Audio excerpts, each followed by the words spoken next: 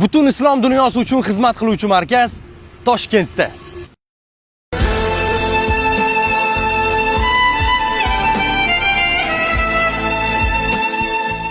10 gektarga yaqin maydonda barpo etilgan Toshkentdagi mega loyiha. Bino uzunligi 161 metr, eni 118 metrni tashkil etadi.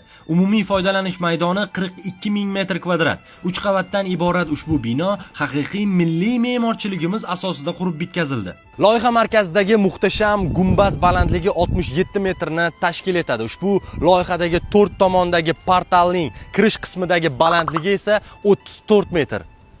Unikal loyiha. E'tiborimni tortgan jihati maxsus 4 portal. Mirzo Ulug'bek, Buxoro, Qo'qon va Xorazm portallari kirish qismida muhtasham joylashgan.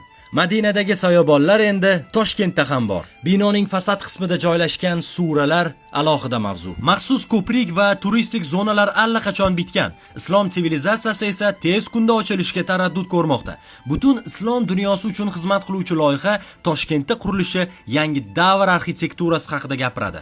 Loyiha qiymati qariyb 161 million 800 ming dollarni tashkil etadi. Islom sivilizatsiyasi markazi bu nafaqat muzey, balki ilmiy markaz. Unda 1000 yillik qo'lyozmalar, noyob asarlar va zamonaviy interaktiv ekspozitsiyalar jamlanadi.